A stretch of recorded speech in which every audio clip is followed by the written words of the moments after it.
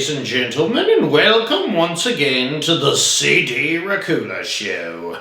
Today is a special episode of the show as we throw it back to the year 1999 and review the film The Blair Witch Project. Ha ha ha ha!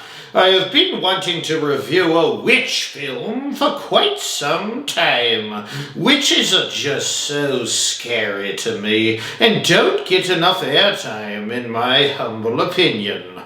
This film was co-directed by Daniel Myrick and Eduardo Sanchez. What a team they were, huh? The crazy thing to me about this film, and if you follow me here on the CD Racoola Show, and you certainly should subscribe right this minute if you haven't already, you will know that I never really talk about the budget of films. It's just not something that interests me. But with this Blair Witch film, the budget was so low and the profits so high that it was truly incredible and certainly worth mentioning here on the show. They made the film for well under $1 million. And no, I don't have the exact figures. If you want to look it up and post it in the comments or something, if it bothers you that much, go ahead.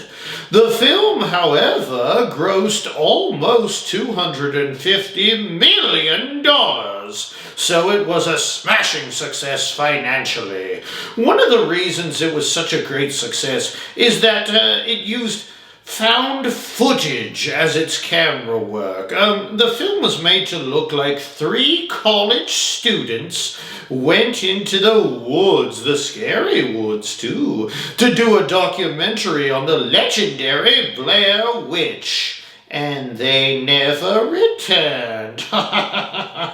The footage was later found by us, and we get to watch it. Woo-hoo for us. At the time, the found footage was very unique and made to look like it was shot in the style of kind of like a home video, you know. This was at least part of the reason that the budget was so low on this film. It was meant to look low budget. Hello. It left lots of fans, believe it or not, at the time, wondering if it was actually real footage, and I'm not kidding about that. So it was a very unique perspective with the camera work and left the audience to imagine the horrors the young college students were going through. Though it definitely got its mixed share of reviews, even for the time, no one can deny the success of the Blair Witch Project. Now, here is the problem with this film, at least for me. I don't necessarily mind the home footage camera work for films. I think it certainly works for a lot of films. The film Creep comes to mind, and many other films, but my personal bone to pick with this Blair Witch film is the fact that they don't ever show the witch in her entirety. We just have to kind of infer, you know. Now, for me, I love monsters with all of my being, and I wanted to see that darn witch. I get it, and maybe it comes back to the budgetary concerns or whatever with this film, but all the monsters, and I want to see these monsters, you know. I'm all about them. I don't mind some slow burn horror, where they don't show us the monster right away, and they tease us a little bit, but eventually we have to see the creature. Like, they should have hired a guy like Tom Savini to come up with some kind of evil-looking witch, you know? I love myself some Tom Savini, don't you? I know hindsight is always 20/20, and I don't want to be like South Park's Captain Hindsight here. But I just like to see these creatures, I really do. And you know I love the makeup, masks, and prosthetics, and even the occasional well-designed CGI monster is better than nothing at all, you know. So this has me being a curious little Georgie again. I'm wondering, you know, what you scum-sucking humans out there in YouTube land think a movie that had great success for the time, but would be a bit of a ho-hum letdown of a film in today's world. There are a couple rules, however. You can't bring up any of the black and white original monster movies. We get it, they're black and white, and most people don't like that nowadays.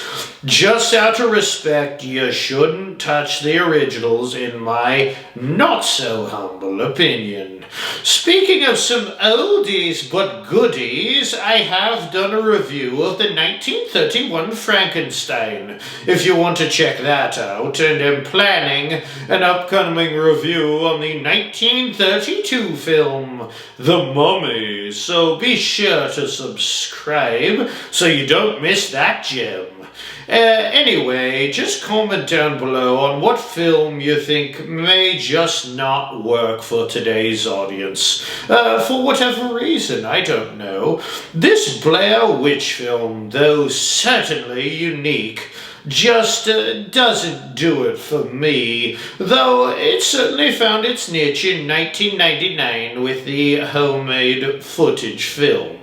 The Blair Witch did have a few lackluster sequels, including the 2016 film simply titled Blair Witch. In that one you do get the briefest glimpse of a rather nightmarish creature.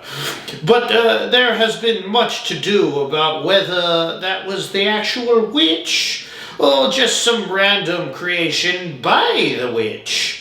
So, though I do think this film was rather unique, as I stated before, and has its place, I'm going to give it rather low marks on my scarometer, just because, as stated, it didn't show the creature, and that's what I like to see, baby. I think this film had so much potential because I think witches are some of the scariest movie monsters out there. If you're wanting to watch some good witch films, check out 2015's The Witch or 2019's The Wretched. And yes, I have been a naughty little vampy and haven't done a review of either of those two films, but Ray will, rest assured. Just relax, I'm gonna do it. I only have so much time. Comment down below on a good witch film that actually shows some witches. Thank you very much. In closing here, please, please, please, please, please, pretty please, like, share, and subscribe to the CD Racoola Show so I can maybe cast a few love spells on you for all things whore. Thank you for joining me here on the CD Racoola Show, and tune in next episode when I review Terrifier 2! Oh boy, Artie the Clown is back in a big, big way, and things get weird in that film. Should be a very gloriously gore-filled episode, that's for sure.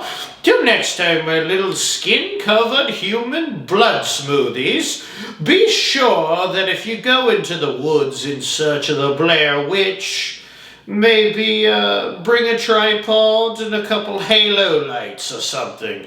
Maybe a couple extra cameras, so maybe we'll catch a glimpse of that old she-devil.